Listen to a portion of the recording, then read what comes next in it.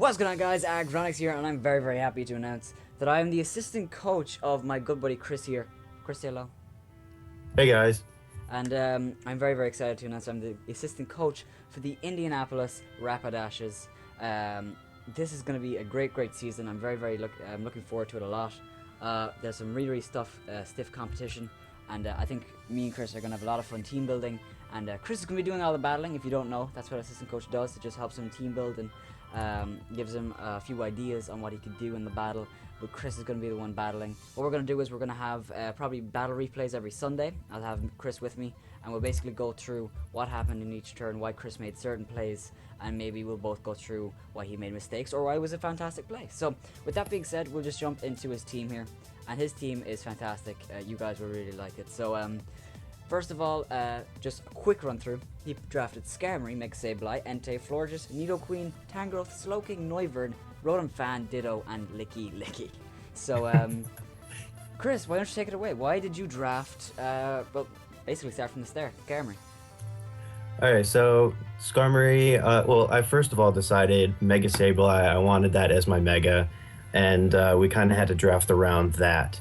And Skarmory kind of fits that perfectly, just because of the resist to Fairy being Sableye's only weakness. So Mega Sableye not being a top pick, we went with Skarmory in our first round, and I think it was a great pick. It's very bulky, on the defensive side.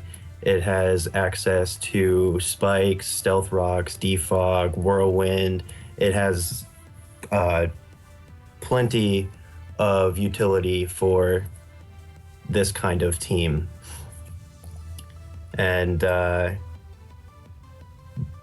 we bring it into our second round where, mentioning Sableye and Skarmory, we need a little bit more offense, and that's where we brought in Entei, who is probably one of the best. Just click one move, Choice Banded, and it will kill something. Yeah, Entei, I think, is one of the better picks in this. Well, actually, I think all the picks are somewhat necessary, but I think Entei is definitely one of the top picks. Easily, Entei is always good. Yeah, it was kind of funny. I actually sniped him from one of the other unfortunate teams. So sorry about that. Yeah, but hey, you gotta do what you gotta do. Am I right? And the thing I like about Entei is that it's offensive, but it's also bulky. You know, it doesn't have to be. Like Infernape is great, but it can't take a hit. Chandelure is great, but it'll die in one hit. Darmanitan is the same, but Entei does have some longevity with Assault Vest, even leftovers. But most likely you'll probably just be running Choice Band most of the season. Yeah. Which leads us to Mega Sableye, which is why you want to draft it. Why did you want to draft Mega Sableye so badly? I wanted to draft Mega Sableye. I'm a big fan of A-Drive, aka Dan. Yes. And I've seen him work wonders with this Mega, both offensively and defensively. So I kind of wanted to not worry about hazards too much, plus having very much utility, can be set up, can be just an overall good Mega, I think, for this kind of format, with Stealth Rocks and hazards just being so important to win week to week. Yeah, and actually another thing that you mentioned, A-Drive, when he drafted Mega Sableye, he paired it up with, well, not Chansey in this case, but Mew, and Mew actually works a lot like Skarmory, having Defog and just being a bulky Pokemon that takes a lot of hits, but they're obviously both very, very different. Mew can be offensive, Skarmory will be defensive every single week, except when we run Weakness Policy, Swords Dance, Autotomize, Brave Bird, but I think Skarmory and Sableye is a great core. And, you know, if rocks do get up, it's not really that big a deal. Skarmory just clicks Defog if it has it, so I think it's great. Right, and plus only having one weakness, which is Fairy. There we go. What else could you ask for? And Skarmory's weakness to fire is covered by Entei, so far, it's looking pretty good.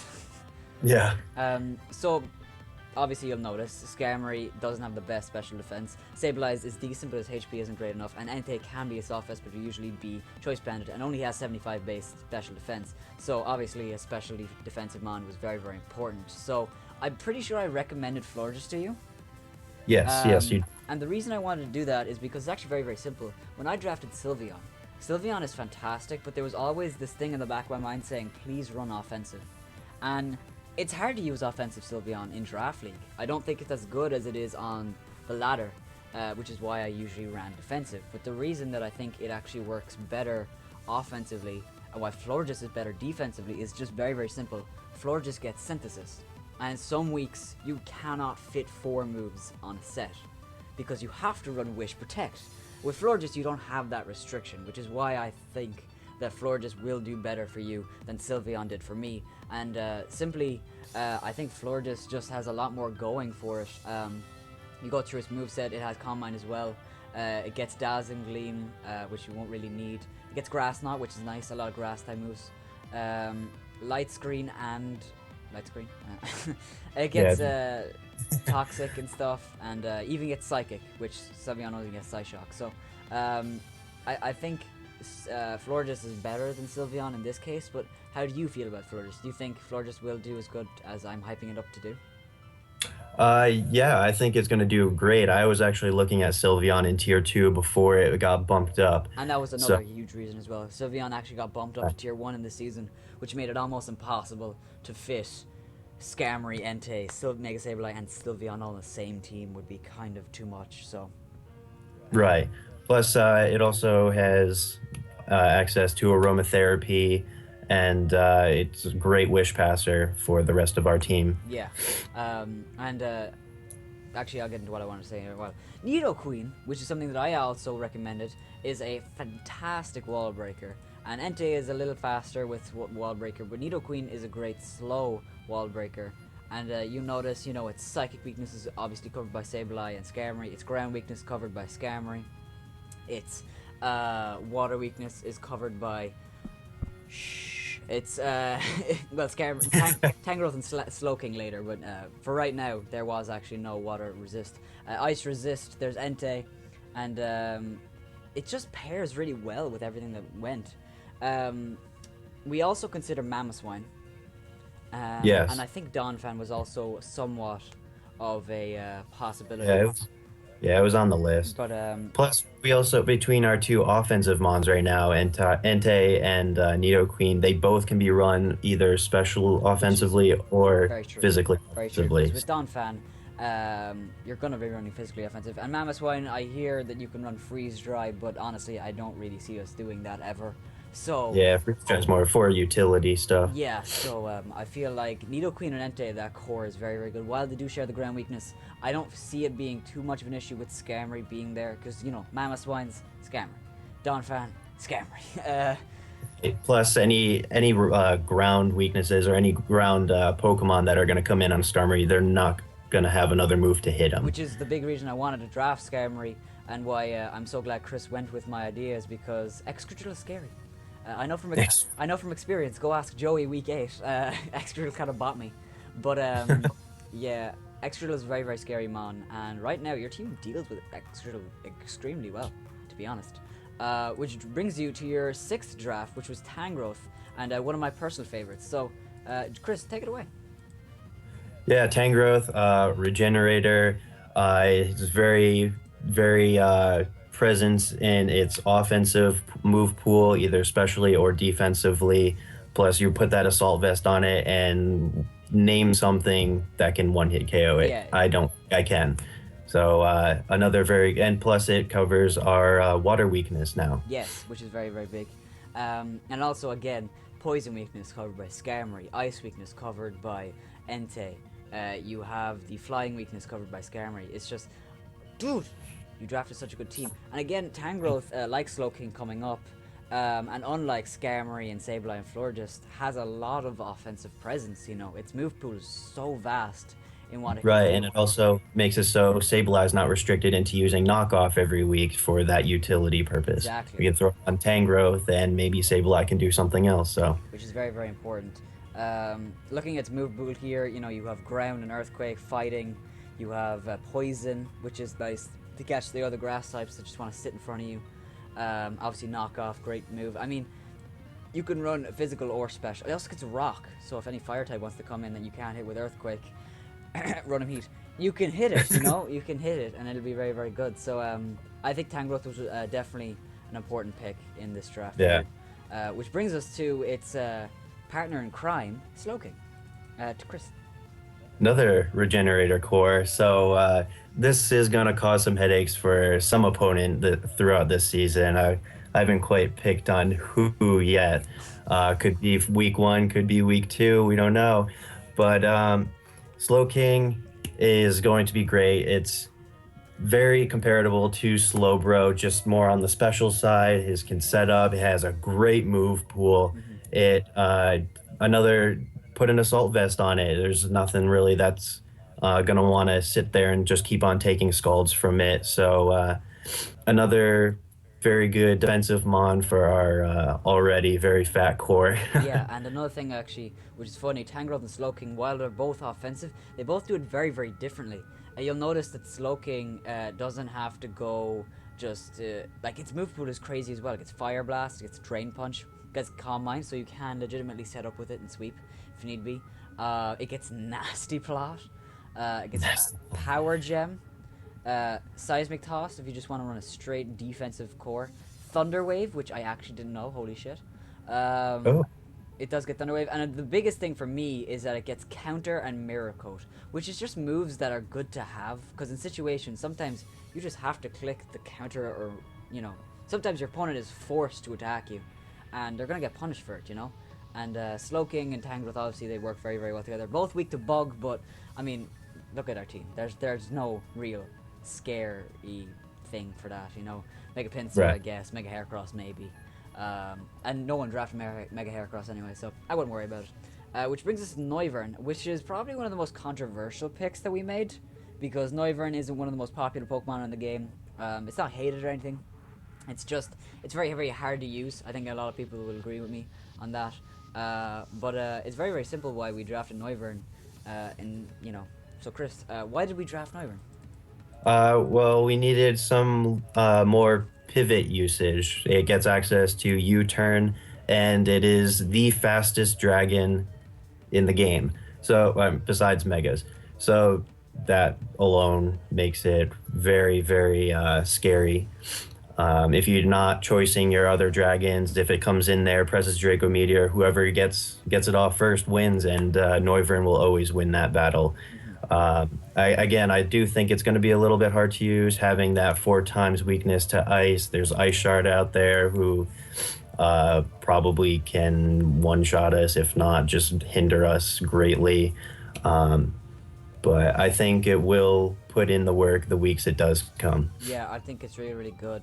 And like you said, this thing is not just actually you might not have said it, but I'm going to say it anyway. Uh, it's not just straight offense. It has very, very good utility. It has a taunt, a tailwind, switcheroo. It has Super Fang, 4 great moves there. It also has Whirlwind if you need it, I guess. It also gets Moonlight and Roost, which means you have recovery. And it has a few ways to set up agility, which is obviously not really going to be used too often, but Hone Claws, which is kind of interesting. You could run a Hone Claws Hurricane set, make sure you always land them. You could also run, what's a move that's physical and hard to hit? Sky Attack. Okay, let's stop. Yeah, I think Noivern is going to be very, very fun. And just look at this shiny, guys. Look at this shiny. That is gorgeous. That's a gorgeous shiny. Which brings us to Rotom Mo. Sorry, whoa, Rotom Fan, our third flying type, and this is where things get a little bit antsy. So, Chris, Rotom Fan. Yeah, so now we bring in our third weakness to ice, which hopefully won't be a problem, Well, but Skarmory isn't weak to ice, but it's our fourth actually, because Nidoqueen and Tangrowth are also weak to ice. oh, I forgot about Tangrowth. Sorry about that. But it still is going to come in handy, I hope at least. Again, another trick user. It can be choice scarfed. It can be offensive. It's got pain split. Defensive with um, like Will-O-Wisp and Hex, and very good status user. Mhm. Again, Volt Switch for more just prior switching around and getting us the advantage with matchups and stuff like that. So again, this was Agronix's choice of tier 4, so I went with it, Yeah. and I think it will do very well for us this season. Yeah, and another thing, actually, Craft is going to be very, very happy. Craft, one of my friends in the Elise UCL, it gets light screen and reflect, so Oh, we'll have to see how that works. Slowking also gets light screen and reflect, but I don't really see us using too much on Slowking, but possibility for Rotom Fan definitely, and it does a few cool things, like it actually gets Rain Dance. Could set up the rain for Slowking, and stuff. It also gets Sunny Day, so you could actually help Entei or Slowking or Chlorophyll Tangrowth. You know what? You know, anything can happen. I think Rotom Fan is gonna be a great Pokemon to have, just because, you know, if Skarmory can't beat it, maybe Rotom Fan can. If Slowking can't beat it, maybe Rotom Fan can. If Tangrowth can't beat it, maybe Rotom Fan can. You know, I feel like its typing is so weird. You know, it's basically just a bulky Zapdos, and you know, while it doesn't have Roost and stuff, I feel like its move pool is better. It gets Shadow Ball and Signal Beam, which is very, very cool. Like you said, Will-O-Wisp and Thunder Wave is always very, very nice, so they can't really predict on what you're going to bring. Pain Split and Reflect and Light Screen is obviously great. It also gets Foul Play and Dark Pulse, which might be very, very fun to use. In my opinion, one of the best moves in the game, Discharge. If you don't want to go for Thunder Wave, just click Discharge and hope for that 30%. And then Rotom Fan, one of the most funny things about it, you know, the useless ability in Levitate, but we'll just ignore that. Which moves on to our tier 5 pick, and Ditto, which Chris, you were very, very headstrong about picking up Ditto. So talk us through. I wanted to pick Ditto because I think it can cause a lot of headaches for my opponent. They are going to have to always wonder, if I bring Ditto, do I have the correct Mons to beat my own? Because Yeah. let's face it, you don't have to prep for your own Mons every week. So it's always something that can be a big threat. I mean, the very obvious one is just slap a choice scarf on it, and it will outspeed whatever it comes in on, because it is the same Pokemon and does copy all the stats besides HP, I believe. So it can be bulky, it can be offensive, it can be whatever it wants to be, really. Yeah. So I think it can be a very good threat, especially in this league with having to prep for now your opponent's team and your own a little bit. So we'll see what it does this And week, actually, or this season. Hopefully, it can do something. yeah, actually the funniest thing about Ditto is that sometimes the reason people draft Pokemon is just because they do not want to deal with it. Sometimes people just don't want to play against Excadrill, they don't want to play against Mega Altaria, and Ditto forces you to do that, you know? And I think that's a very, very... like, if we didn't have Ditto and someone copied Mega Sableye, we'd be screwed. Like, our team does not beat Mega Sableye, you know? Except for No. maybe Florges, you know, but that would really be it. So the fact that we have Ditto kind of saves us a little bit, and you know, makes sure that we don't get headaches, basically. So it leads us. We didn't really make like a deal, but we kind of subconsciously did. There were 2 tier 5 picks because we didn't have enough points to get a tier 4, so we said we had to get 2 tier 5s. Chris chose one, so I said I'll choose the other. And I truly do believe that this is going to be a great Pokemon. Licky Licky. And I think I'll just take this away because, Yeah. like, I do truly feel like Licky Licky can do the work. First of all, 110 HP.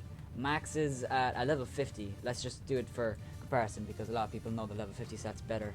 At level 50, its max HP is 217, which is nothing to scoff at. Its base attack is 85 and its special attack is 80, which means it's not too passive. You know, it can bounce back and also gets Dragon Tail, which is actually pretty crazy. I don't believe it gets Roar. It doesn't get Roar, but the fact it gets Dragon Tail is actually pretty huge, so you can't just set up in front of it, you know, unless you're a fire type. It gets a huge move pool. It gets Swords Dance, it gets Wish, Surf, Shadow Ball, Seismic Toss, Power Up Punch and Knockoff, another knockoff user, which is always good. Heal Bell, Focus Blast, Explosion if you need it. I think Licky Licky is just a really cool Pokemon, and I think it's a Pokemon that a lot of people will underestimate, to be honest. And I think that's going to be the big thing for Licky Licky. And like I said about Rotom, if Skarmory can't beat it, maybe Licky Licky can, you know? And with Sableye being here, people are very, very hesitant about clicking a fighting type move, you know, and Florges, Nidoqueen, even Skarmory, like people do not want to click a fighting type move. So the fact that we have a normal type and its only weakness is fighting, that's going to be really, really annoying for people. And Joey actually brought up that the big thing about our team, I will have a link to Joey's video in the description down below, where I was actually in it as well, and I talked about some of the negatives and the positives of the team. This thing gets oblivious. Joey said in the video that his team, that our team, doesn't like taunt, which he has a point. Our team doesn't really like taunt, you know, it kind of stops Skarmory, stops Florges, stops Sableye to a certain extent. You know, it really doesn't like it. But Licky Licky gets oblivious, which means it can't be taunted, which is kind of wild, you know? So, I really like Licky Licky. Chris, honest opinion, do you think Licky Licky will do okay? I think so too. I think it will. Once you brought it up, I was like, okay, what can it actually do? And I looked at its move pool, and you just said it all. It has knockoff. It has everything. I forget everything else that you just said, Yeah. but it's a very very good, again, offensive and defensive Pokemon. So I think I think it could put into the work this season. Yeah, you just said it right there. Like, I just named off everything, and you can't, like, give it back. It just is so much. And even base speed of 50, it's not that bad. I mean, it's honestly, like, it outspeed is Slowking, that's what Yeah. but that's the team. We'll go into a few negatives. Like I said, Joy's video will be in description where we go into that. And we're a lot more pessimistic of the team. We don't have a fighting type. And that's the biggest thing for me, personally. The fact that we don't have a fighting type is really, really eating away at me. But I don't think it'll be too big of an issue. Tangrowth gets Focus Blast, Unicorn gets Focus Blast, Auvergne gets Focus Blast, you know, some things get Drain Punch like Slowking. I don't think it'll be too crazy, but having some good fighting stab is always very, very necessary. So yeah, Chris, do you have anything that you're really, really upset about the team? I really can't say too much right now. No, we haven't had our first battle Yeah, yet, we'll be so able to we'll tell see. what is Yeah, the we'll be able. problem.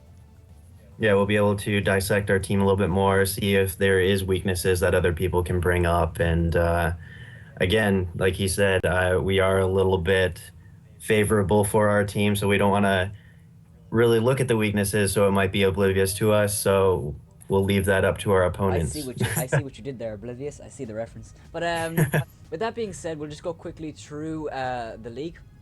There are two conferences, and there are only 8 teams. By the way, their teams are crazy. There's a Heatran, Starmie, Roserade core. There's a Mega Altaria core in that team as well. Other teams, Latios, Mega Scizor, Clefable, which is an insane core. Actually, our first opponent, which will be very, very interesting.